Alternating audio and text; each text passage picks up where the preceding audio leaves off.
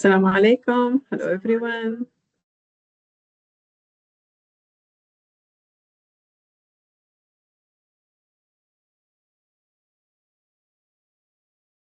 I am so glad to be with you today, inshallah, in our session,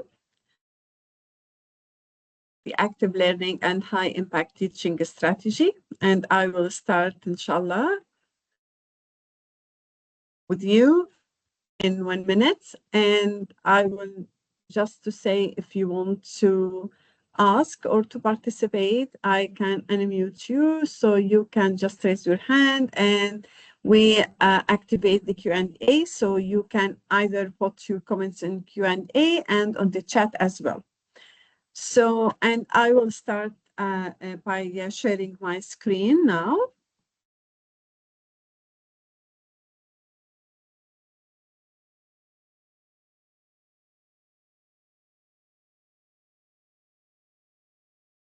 Okay, so let me start by sharing the screen. And what I did, that I opened my phone so I can see the chat and if you have any inquiries as well or the questions. Alaikum assalam wa rahmatullahi wa barakatuh. So let me include the sound and let us start because we have only 60 minutes, 1 hour, that will fly. I know that. So what I want from you, my colleagues, is to enable you to be actively participate with me, especially that our session today is about active learning. So no way that I will talk about active learning and you are not engaged with me on this session. So if you can please, I want you to scan the QR code here that you can see. So if you are using your phone and you have a laptop, you can use any browser, put ahaslide.com and /8FF3G, or it's easy to scan the QR code using your phone.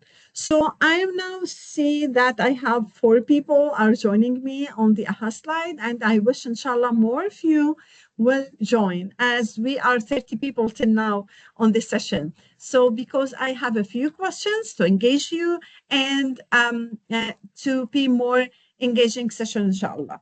So as I said, today's session, it's 1 hour. It is focusing on the high impact teaching strategies. And of course, within 1 hour, we can't cover or deepen the discussion on specific strategies. But today, the aim for us is to first not to debate on the active learning and if it's impactful on the student learning or not, because this debate ends a decade before. We will focus more in the beginning on the why to see the recent research and results, how it shows the impact of active learning. And then we will move to the high impact strategies and techniques that you can use starting from tomorrow with your students in the classroom. So which will be basically based on the cognitive strategies and the brain science and the research and how the student learn. And of course, the toolkit, which is how we can use an plug and play techniques in our classrooms. And of course, we can't talk about and discuss a little bit how we can also use the AI tools in enhancing the learning of our student and to make it more active learning.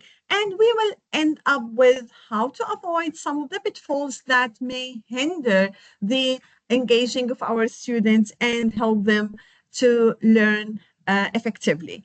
And we will wrap up by the end. So again, I just want to tell you that we have the chat channel, we have the Q&A, and you are now engaged with me on this slide, in the AHA slide. And that's why I am usually using AHA slide as a digital tool for an active learning. So to engage the student more in the session, especially if we are in an online mode. So let's start by the first question I am asking you. And if you can please Again, if you can join me, because only 7 people are on the AHA slide now. So please, we are till now, how many I have? I have 36.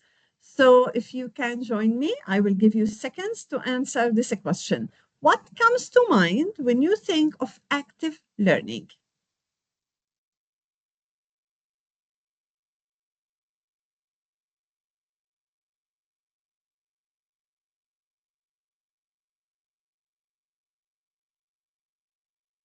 So maybe you are not prepared for an interactive session. Maybe you thought it is a seminar and you will just stay hearing to me. This is not the style of an active learning. You should be engaged on the session to help you to more understand the topic today. So I will read while you are writing. So you put the participating or participation engagement. So this is the two words that it is here: active listening, discussion, interactive, collaboration, teamwork, enjoying learning. Yes, of course, hands-on activities, um, easily learning. Okay, also enjoying the learning, flashcards with retrieval, and you start now putting really what is coming to your mind. Even if you are describing the nature of active learning or what are some of the strategies and practices or techniques we can use for enhancing the active learning and engage our student in the learning. Play games, yes. Teamwork, peer instruction, of course. Audio visual aids, yes, it's involved. Active listening, interaction, added value, making meaning of the learning. This is a great. I have a very small quiz there. Flashcards, active listening. So thank you very much for your responses to this question. And I have now 17 people. Thank you. And thank you for also using the emoji to share your feeling on this session. And you know that I forget to just introduce myself to you. I think that you know me from the picture, and my name is in the post when you register. Just to remind you that my name is Sana Riyahi, and I am Assistant Professor of Education in Abu Dhabi University, working with postgraduate students in two programs. The first program is the PG diploma, teaching diploma, and the other program is the Master in Education Leadership, the program that I'm a coordinator for. And I'm really glad to be with you today and to start really digging deep on what will be the principles of active learning and what are actually the high impact strategies that I believe many of you are currently using. Maybe you don't name things, but you are using these techniques in your school. So thank you very much for your great interaction on the first question.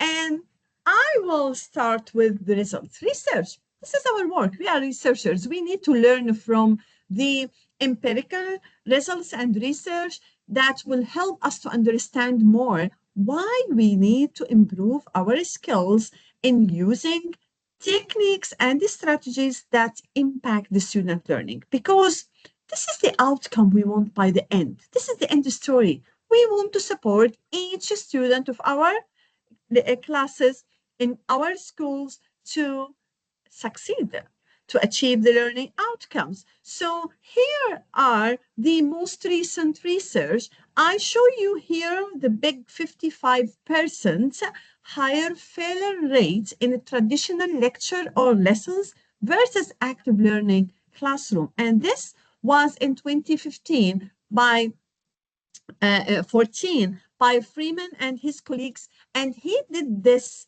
meta-analysis studies in 225 studies, and it's all was about STEM learning. And then after 10 years, another meta-analysis conducted and they found that it is the same results. And the results reveal that implementing an active learning strategies and techniques, it's helped in increasing roughly half letter grade post for each student versus using a traditional way of teaching.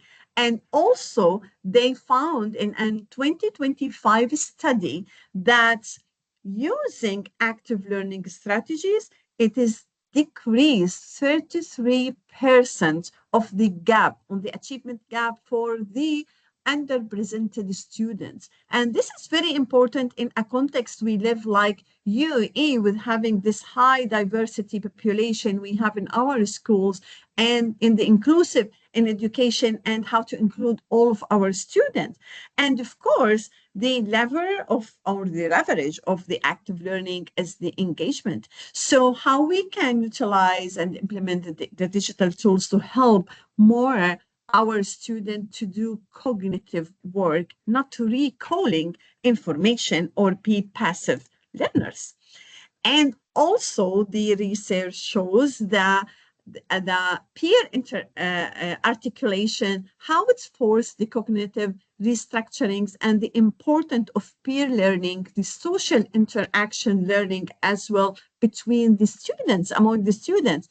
And this powerful tool and the strategies that we can use, of course, for enhancing the reasoning, critical thinking, the discussion among our students. So all the results and research are emphasizing on the importance of using the active learning activity strategies and the practices. So what counts? And you all know what is the difference between having a passive classroom students with an active students. And I will not just focus in something that it's really ended the discussion on that from the previous decade. No one now thinking of entering any classroom, looking at the student, just listening to a teacher who is talking most of the time.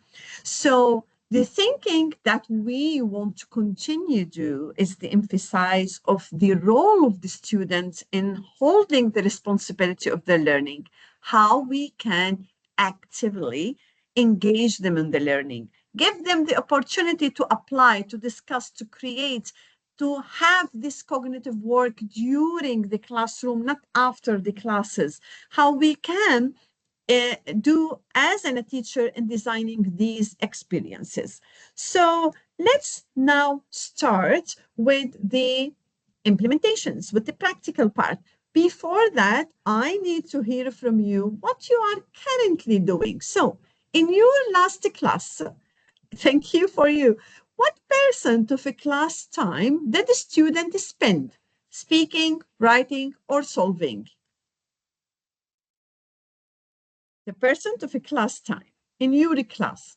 And of course, anonymous, there is no names, so free to post the reality. The reality it's help to understand what is the nature of our classes currently in our schools, where most of the time is consumed, or what the student doing on the most of the time in your class. So that's great that I can see that we have 3 of you, 4 of you, and the numbers are different now. So I will give you seconds to please just choose the percent of the class that your students spend involving on the learning process. So thanks God, it's zero, about from 0 to 10%. No one respond there, and we are in a good shape. That's great. And they, till now, let's say many of you, their students spending around 31 to 60%. This is great to have more than half of the class time they are spending in doing something related to their learning. And we hope, inshallah, that all of you in the end of the session today, next time when you are doing your class, all of you will vote for the 60% that to have most of the time your students are engaged in doing something related to their learning. Thank you very much for voting. Thank you. That gives us some understanding about the current status now. And let's start by what Hattie telling us in his meta-analysis about from where to start. How I can ensure that my students are active in my classroom.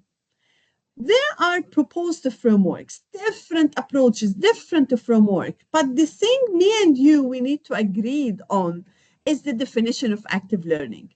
Because there is no one approach for active learning. There are different approaches that help the student to be engaged on the learning process.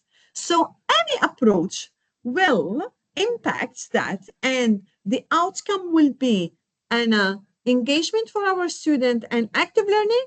That means this is the right definition, this is the right approach.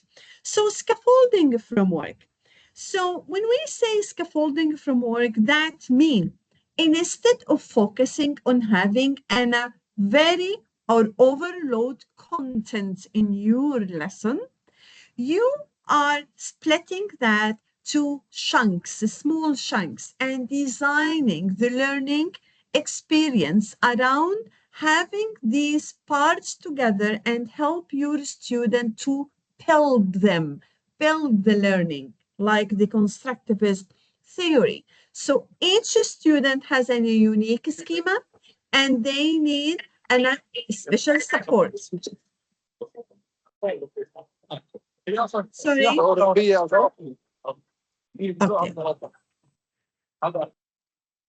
Okay. So please don't forget to mute your mic. Thank you very much. So simply, you need to be very explicit in your teaching approach. Your teaching approach is that I do, we do, you do. What is your role as teacher? How you will prepare for your lesson before coming to the lesson? How you will design the learning task for your student to be engaged on the lesson time, what your student will do individually and together collaboratively. So this environment, this system of scaffolding and supporting the teaching or the learning of each of your students in the classroom will help you to engage all of them and to hold for them to hold the responsibility of their learning. So to do that, there are core pillars for the high impact strategies. So to think about them, you need to start by the end each time. So what is the end goal? What is the end results? It is the learning outcomes, what your student will achieve by the end of each lesson, by the end of the semester, by the end of the year. So clearly, you need to start from articulating the learning goals because all the stories start from there. The more goals are articulated and clear for your student and they are engaged even in writing these goals, the more they are engaged because these goals that they will achieve by the end. So they need to feel with the ownership of achieving these goals. So the more they know the goals, they help and they are participating in even articulating the goals. You are moving or helping your student to have the agency and the self-direction. And you will build the whole lesson structure based on the goals because the goals will determine what type of assessment you will use to know if your student learned, what the strategies you will use for your student to learn. So you see, it is all the time backward. You start with the results, you start with the goal, and you plan everything based on that. Should be aligned.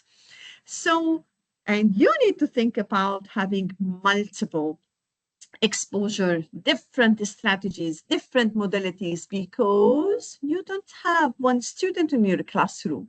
You have different students with different mindset, with different learning preferences. So how I will meet all of these?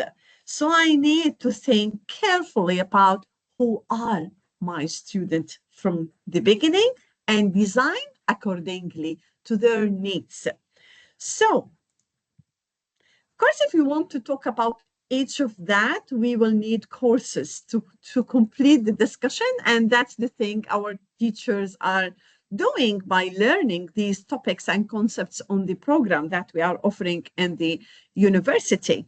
So we want to deepen the conceptual mastery. So if you want to achieve this aim, that means you need to think of your skills as teacher in planning, in mapping, how you map the assessment and the strategies with the outcomes, and how your skill in creating an engaging learning task to your student, in addition to your skill in asking very good questions, quality questions. So you need to move beyond the recall, and you need to give your student the time to think and to respond. You can just pick the first one who raised the hand to answer, and then you are not giving enough time for others who need more time to think. So these are some of the conceptual pillars as well. You need to think about it before we move to the techniques. You need to think about how giving an actual feedback, effective feedback, it will keep this loop, will keep the learning, because the student need to hear your feedback on their performance. They need to know what are the strengths and what are the areas for improvement. And if they are going on the right track, or you need to support them in different way. And the metacognitive strategies. Here, we want to focus on how to choose the right techniques and the strategies that it's aligned with the topic, aligned with the goals your student will achieve. And of course, it will enhance the metacognition, thinking and the skills. Okay, so let's now investigate.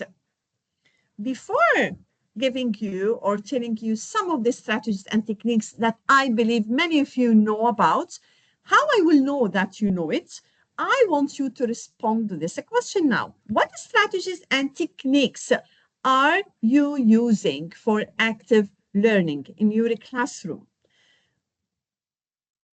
And thank you for the people who are taking time and typing and responding to this question. Thank you very much.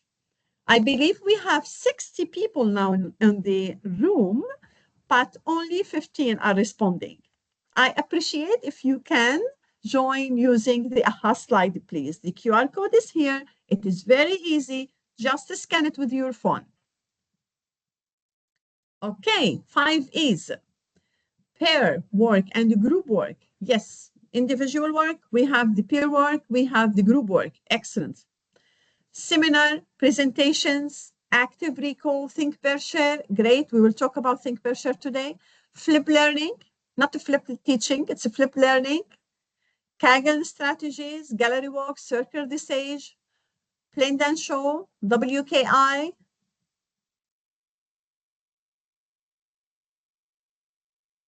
Or apply ideas. Thank you very much.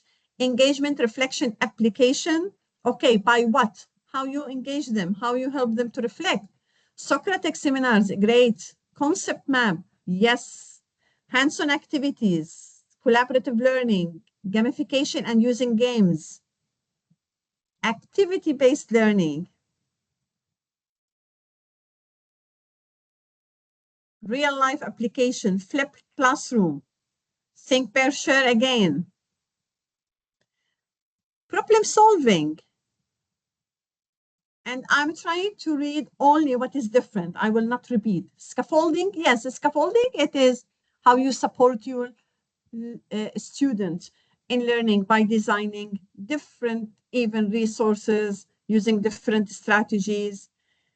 Elaboration, connect with the previous learning, role play, excellent. Jigsaw, that's great.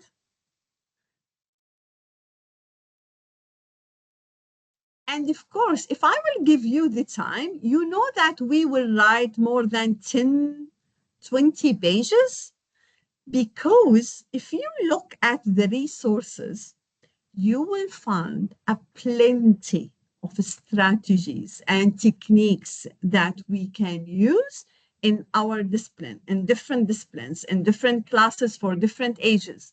The techniques you will use with early years will be different from the techniques you will use for the higher school or even the middle. And you know that it should be age appropriate. So if it's abstract, if it's concrete, so that's why you need to understand who are your students, what are the outcomes and the goals they will achieve, how I will know they learned, and then you need to think of the bigger question of today, how your student learn. So thank you very much. Amazing, amazing. Thank you very much uh, for your participation and responding to the question. Thank you. And as I said, there's 2 pages now. I can show you. This is the second page. So if we have enough time, you will just write down all the strategies and techniques that you are using. So that's why 1 hour, it's not enough to cover any of the strategies because we have a lot of strategies. But what I decided to do today, thank you very much. Using technology, you said debate session, student-led discussion, AI, we will talk about it today. These are the skills that you are enhancing as well. Retrieving, application-based learning. Excellent. So let's now, all what you mentioned are right. But the question is when and how I will use these techniques and the strategies. There are a lot of strategies and techniques that really enhance the active learning. But the most important thing is the appropriacy. If it's appropriate for your student, the level of your student, the topic, the age appropriate, the learning preferences, a lot of a question you need to ask. That's why knowing these strategies and the planning accordingly to see if it's aligned, this is one of the keys that will help your student to succeed by the end. And your effort will be in the right place. We will invest in your effort and your time planning for your lessons. So 6 strategies that move the needle. If we want to move the needle from tradition to active learning, of course, what you mentioned are included in these strategies. If we talk about retrieval practice, the spaced practice, the interleaving practice, so I will show you now in a minute in a video showing an impact study about using 2 different impactful strategies, which is the retrieval practice and the spaced practice. So I will talk about the interleaving, so mixed topic types, like when we talk about STEAM approach or interdisciplinary approach by teaching and a topic. Why? And this topic, you are teaching it through different concepts from different disciplines, and you are enhancing the development of different skills for your students. So like when you are tackling topic like global warming, let's say, and we are talking about the pollution, sustainability, and the other strategy like the elaboration, which is in 5 E's, the 6 E's, the 4 E's, all these cycles that we use, that it is based on elaboration. It is not enough to ask a question and then you stop your questioning. You need your student to elaborate more, to discuss and to dig deep by using the questions of how and why. So that will help in linking the new knowledge with the previous one, and also it is deepening the thinking of your student. Concrete examples and solved example, and ask your student if you are giving them some solved example and tell them to critique this example and to find out the strengths and the areas for improvement, and also to work on a real cases. Also the dual coding, and we usually using that if we are using codes or visuals, we need to link these visuals with the writing, should be related to each other, and it's enhanced the learning of the student. So these are basically based on different research, which is referenced to you on this slide. I will show you another rich reference for you. All my videos today, it's come from one channel, which is Edutopia channel. If you just look at Edutopia, you will find a lot and many rich resources for you if you are a new teacher, if you are an expert teacher, because they are updating all the resources on this channel. You can find it on YouTube, a lot of videos. So in this video, I want you to see this impactful study of two high impact learning strategies, the retrieval practice and the spacing. Let's watch together.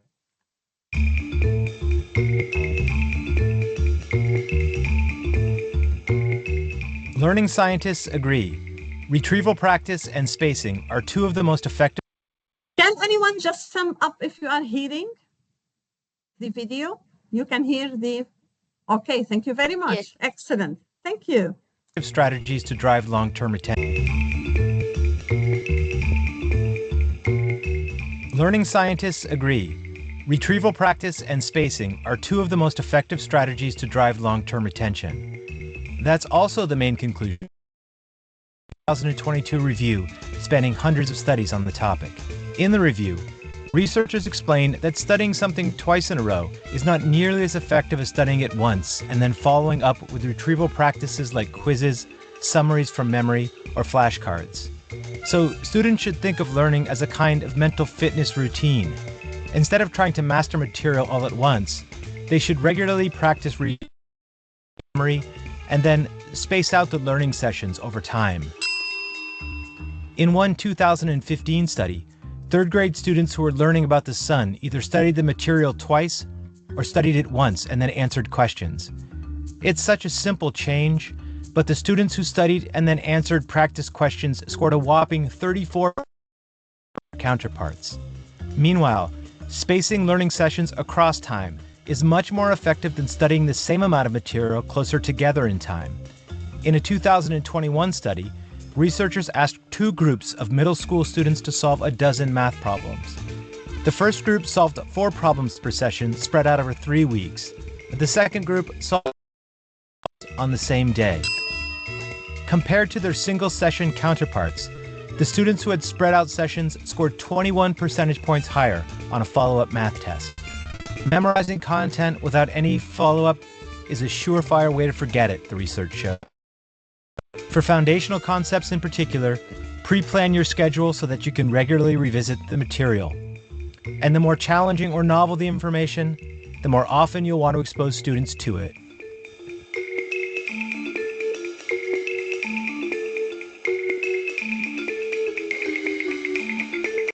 So this is one of the strategies, and you can write on the chat if you are using the retrieval or the spaced learning in your routines with your students and how it's really helps, especially for foundation concepts, not to leave them. The coding, the connections, linking with the previous learning are parts of having this information and build on the learning, especially if we are moving from short memory to the long memory. So these are two, and also we have another techniques, a lot of techniques, in addition to what you mentioned when I asked you the question. The name of the channel, yes, it is Edutopia. Thank you, Dima, because my students are there in the class. I'm glad that you could attend this seminar today. Thank you very much for joining and for supporting as well.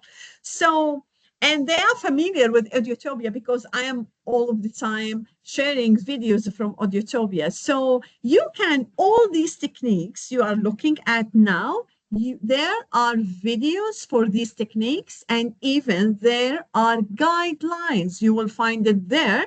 It will help you to implement different strategies. So some of the techniques, as you mentioned, is the think per share. It is very quick, a short time, and you on this technique are enhancing the individual reflection and thinking. Then you are investing on the interaction between the student and the pair. So you get them to share their thinking to each other. And then it's come to the whole class that you as a teacher pick 2 to 3 people to share.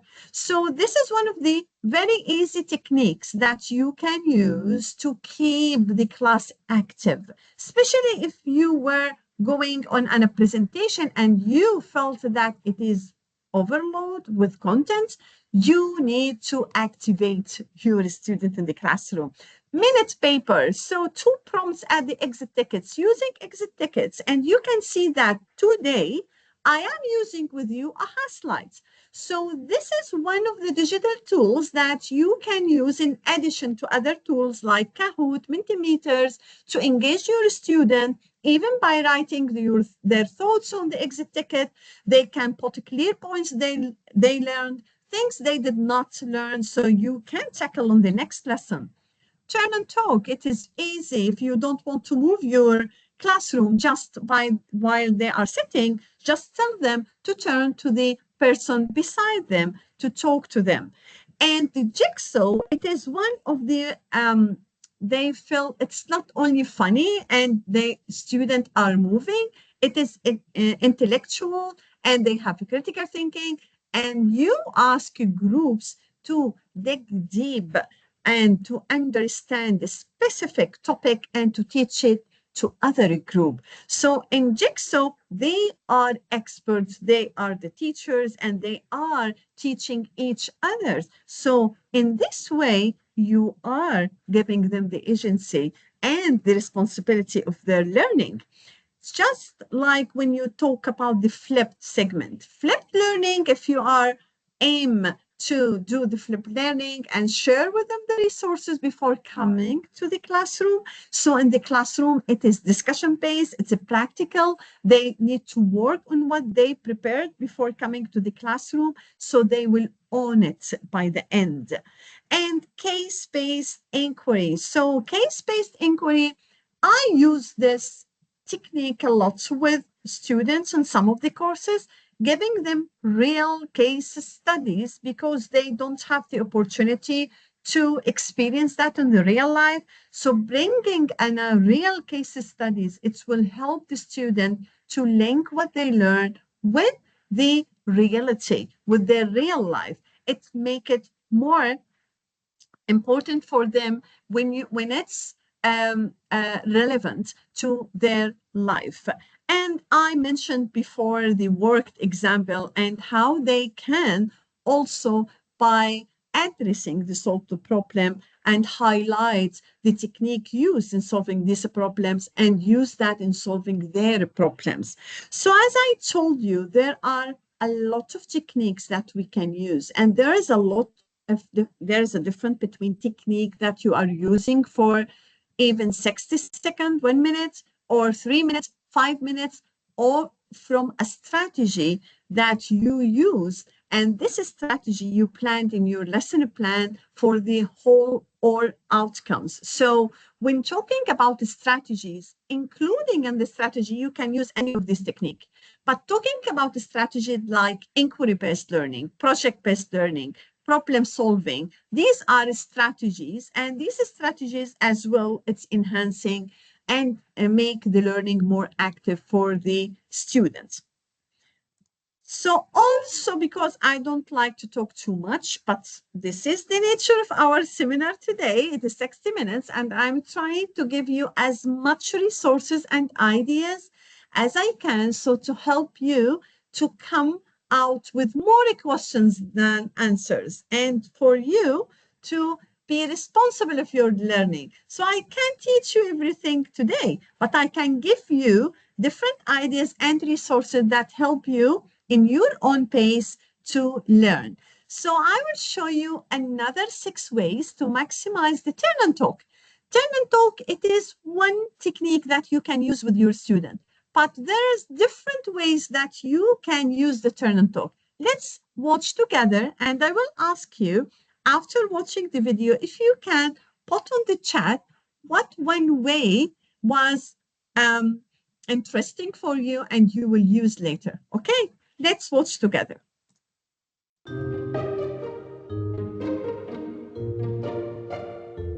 Turn and Talk is a classroom staple that can increase participation, allow students to share ideas, and deepen understanding. But sometimes things don't go as planned. Students feel left out, conversations stall, or topics get off track. So how can you make Turn and Talk work for everyone? Here are 6 easy ways to elevate this classic activity. Setting up clear pairing systems can help vary who students work with and encourage new connections. When you want to switch it up from seat partners, split the class into 2 equal groups: lions and tigers, stripes and polka dots, bread and butter, anything that feels fun. Pair each student with someone from the other group. After a short stint, rotate. This is a good way to ensure that students speak with a variety of classmates. Assigning roles in each pair can provide clarity on who talks and who listens first. Explain that in each pair there will be a listener and a speaker. Let them know which role each student will hold. After 1 minute, have students switch. This encourages all students to practice listening skills as well as speaking and creates a system that encourages all voices to be heard. Easing in with a fun icebreaker can be low risk and high connection. Have students start their turn and talk with a quick either-or question: summer or winter, cats or dogs, mountains or beach. Allot 30 seconds for pairs to answer and explain why. This allows everyone to then move into the academic content feeling more relaxed and comfortable with each other. Many times, conversations tend to drift or stall, and students need an on-ramp back to the topic. Try sentence starters like, "I liked how you," or "I'd like to hear more about." Post a few on the wall so students always have a way to re-enter the discussion if it gets off track. When students are able to move their bodies, it helps them release some energy, reduces their stress, and gets them ready to engage with each other. Get students up and out of their seats by letting them mill around the classroom to find a buddy to chat with about a designated topic. You can also let students connect during transition times. This gives them more opportunities to turn and talk while maximizing learning time. When students pair up, no one should be left out. If a student doesn't have a partner, be sure to celebrate the group that invites that person in.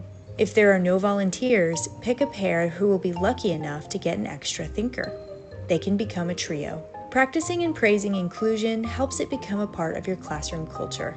When presented intentionally, Turn and Talk isn't just a time filler. It can be a space for students to connect with peers, practice communication skills, and feel empowered to share their thoughts with a variety of classmates. Okay, and now it's your turn. If you can, please write on the chat 1 tip from these 6 tips or ways you will use next, or you are even using it and you want to continue using it for the turn and talk. So you can see one technique, I can do it in different ways.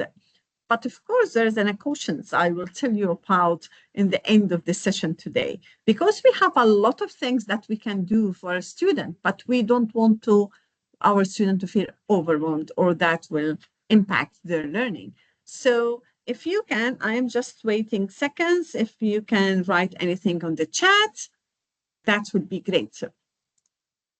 Okay, so we talked about some of the strategies, some of the techniques that you can use, and also there are some of the techniques that it's very fast. It is only 60 seconds. Thank you, Dima, for posting. She said, I have tried walk and talk, and not only did this engage the different learners like kinetic learners, but it's also made them more interested in the class. Thank you very much for sharing your reflection. So we have Iman said, I used warm up. Tariq using walk and talk. Great, interesting. Inshallah, and more, you are using more techniques with your students just to help them to be active and to learn. If the brain of your student are not active, it's not involved, they will not learn. This is what the science telling us. So if the science telling us that we need to effectively engage our student if we want them to learn, if we don't want them only to be prepared for an exam, and then they will forget everything they put on the exam. After they finish the course, if you want to prepare them to be a lifelong learner, to implement what they learn in the school in their life, you need to change your way of teaching. Your teaching strategies and the practices should align with the science, what the science is telling us about how the human being learn. So thank you very much. Warm up, mixing partners, and use of sentence starters. Thank you very much.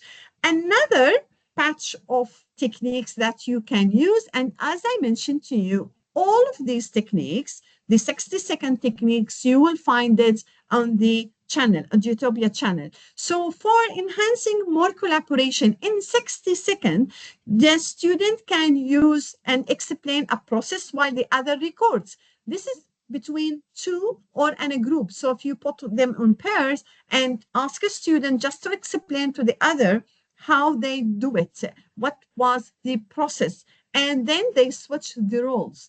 Then we have the snowball toss, we have the shout outs, we have the popcorn, so they can shout out the answer, but in the popcorn, you will ask them just to stand and sit like in a popcorn. So when one stand and sit the answer, he need or she need to sit down quickly, and the other will stand immediately without your interfering. So they will control the movement of each other in the classroom.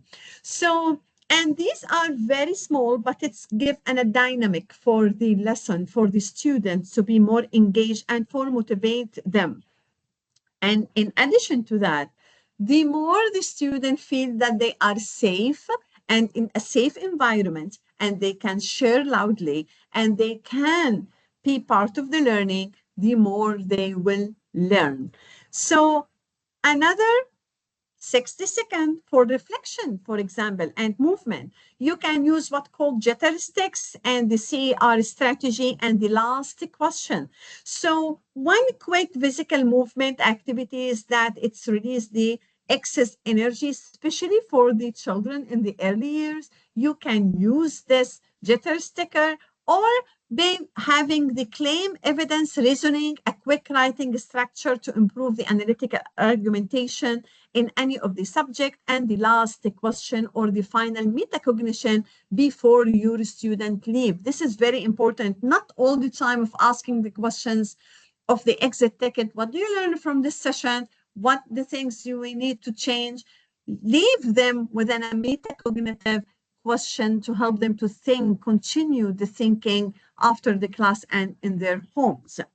So these are the more techniques we talk about. This diagram, it's only showing you how the intervention we can use, it impacts the instructional moment and the learning of our student. So if you look at the time investment and you look to the x-axis, the interaction time, so the more you are moving to interaction, to peer work, to group work, and the more you give more time, if you move to the up on the y-axis to the minutes you give them to work, the more they will learn. So these are some of the strategies that it's give you the options of the timing and the interaction time, and by the end, who will choose and how you will choose. You need to go to the basic. You need to go to the root, to the goal, to the results. So you can just say that each lesson I want to choose different routine or different technique. This is not the best practice. That's the thing I want to tell you by the end.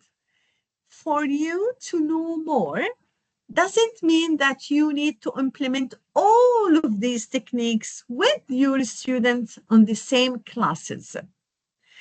The more you know, the more options you have that you can align with the purpose. What is the outcome on these lessons? How my students will learn? How I can engage them more?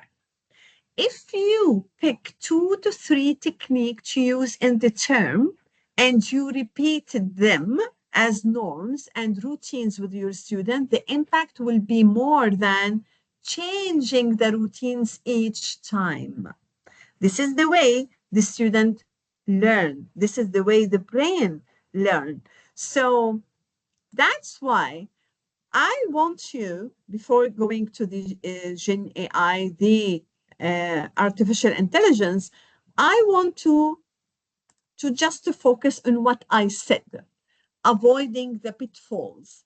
These pitfalls that may not giving you the result and the end result you want by the end for your lesson or even for your students. So the thing I want to emphasize is not every activity you design and you do with your student, it will end with an learning. Sometimes you will put your student in a group without any rules for the group members, and it will be only a noise activity. There is no impact on the student learning. And of course, you need to know that the activity that demand a cognitive effort are the activities that count for active learning. So it's not just movement. It's not just I want them to break the time on the lesson. I want just for them to feel that it's in a fun lesson. You need to design all the activities you need your students to implement during your lesson. Accountability should be there. So if you looked at your class and no one is shared back and they don't know if you want them to share their answers or to share their learning, so that means you need in some of the moments to call some of them to share, to participate, not afraid from sharing even on wrong answers. And all the time you need to think of the structure of your activity, the place that you are doing the activity in, if it's inside the classroom, out of the classroom, if there is norms and routines to manage this activity and to switch, not to switch the techniques too much. This is not the right technique that you need to do. So these are some of the advices for you to think about all the techniques and the strategies. But of course, we can't end up our session without thinking of the most topic are discussed this year, 2026, and last year, which is the impact of AI. How we can use the AI as a technique and a strategy or to enhance our strategies. So I want you to reflect on the using the AI as a partner for a teacher, partner for the students, not a shortcut to do things fast or just to submit tasks or to cheat. It's not cheating. It is just I found a very quick tool help me doing the assignment without even thinking and effortless. We don't want to use it in this way.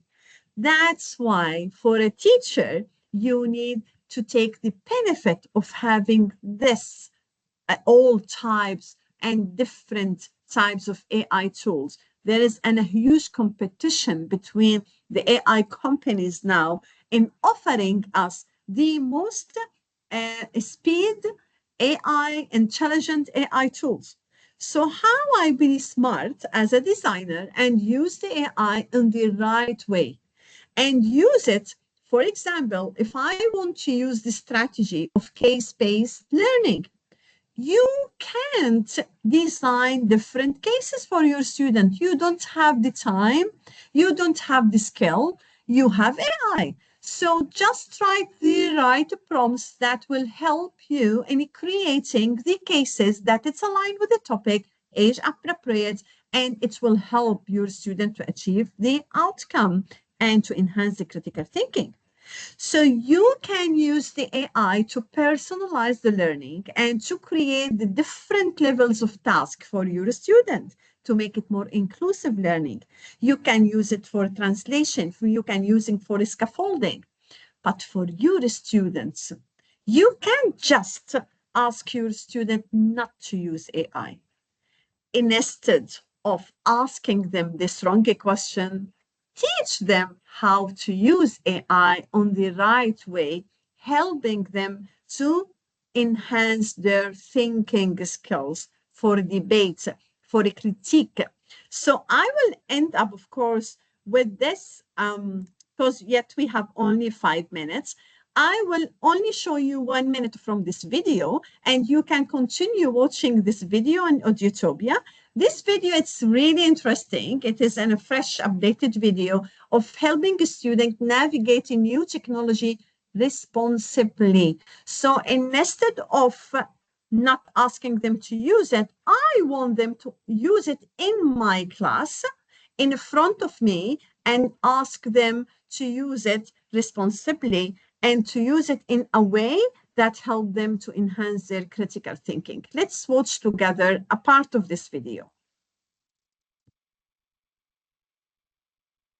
What if we asked an AI bot that question?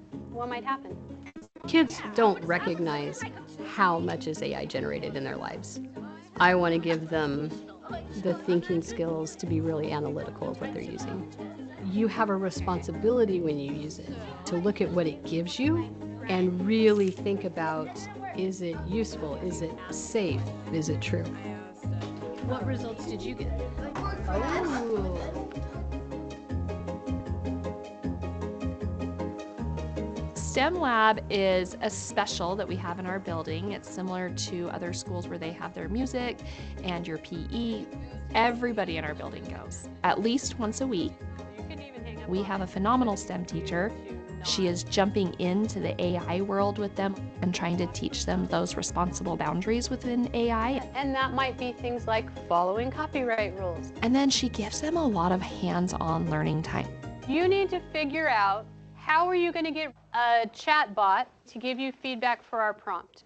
And our prompt is, what are some fun ways to say thank you to our family, friends, or community?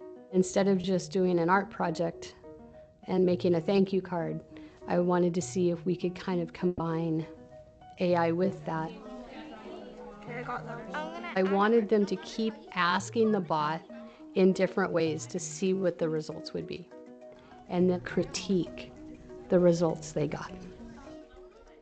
If we don't want it really broad, what are you going to add into that? As they're working, I'm going around, and there was a lot of frustration because they weren't getting the results I think they were expecting to get. And so I would ask them, are you giving it enough? Seeing if they can recognize what they're including and what they're leaving out. And then their results would keep regenerating. I'm hearing a few, this isn't what I... Okay, so I believe it just gave you a snapshot and an idea, and you can continue watching this video as I told you, because thinking of not using the AI and integrating it effectively, using these really incredible tools that can help us in designing the most appropriate lessons to our student to meet the needs of all of your students. You know that sometimes you will feel overwhelmed, you don't have the time, you can't meet the needs of all of your students. You want to design learning experience that really matter and help your student, but you don't have the time, effort, or resources. That's why if we have these tools, we need to learn now how to integrate these tools effectively. So by the end, it is only an active classroom habit loop, thinking about how you prompting the retrieval, and link the learning of your student with the previous learning, how you keep them motivated and engaged with the learning. And of course, you need to provide a visible feedback. Yes, Ms. Kandil. Doctor, first of all, thank you so much for your lovely session. I just wanted to ask if we are going to receive those PowerPoints that you have prepared. I can do that, of course. I will share it, inshallah, with Evie and see how we can send it to you via email, the registered email. Thank you so much. Thank you. You are welcome. Thank you very much. So finally, I will close up by the takeaways. So what I hope you leave with, start small, please. but start now. So you can pick any of the techniques that we mentioned today, which you did not use before, and start using it. One technique is enough to start with and repeat it with your students. And all the time, think of designing for cognitive work, design to engage your student on the learning process, and build the habit, not to the event. So it's not one event you will plan for it. You want to build a culture of your classroom. This is the culture, the environment of your classroom, which is we can, when we visit your classroom, the first observation or judgment to your classroom that it's an active classroom. The students are actively learning on this classroom. And please, please make AI work for you, for your lesson, for your students on the effective way. And finally, of course, I will ask if you have any question, you can write it down if you want, or you can just unmute yourself or write it on the chat. And if you have a time and you can share 1-2 words about this session, I will be glad to read it. So thank you very much for attending my session today. I hope it was beneficial for you. You got some of the resources that you can use to dig deep more, because as I mentioned in the beginning, 1 hour is not enough for a learning, but it is a start for you to give you new ideas for your teaching practices. Thank you very much. And I will look if there is any question on the chat or if anyone wants to raise the hand. Thank you. Thank you very much.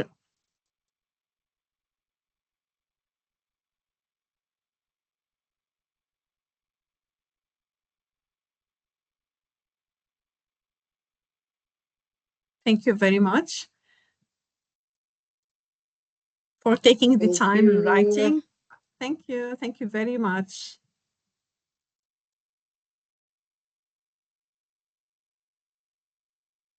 Yes, Rini, if I am pronouncing your name right.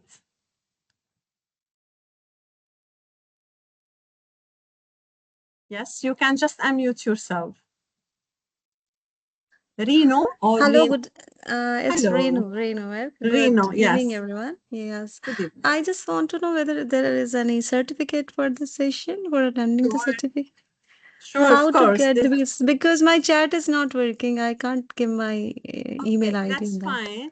No, it is on the registered email. So when you registered, you put your email. So the certificate will be sent via the email you registered with. Okay, thank you so much. Okay, that's great. Thank you you very for much. the engaging and very good Thank you. Thank you very much. session. Thank you. So Bye-bye. Thank you very much.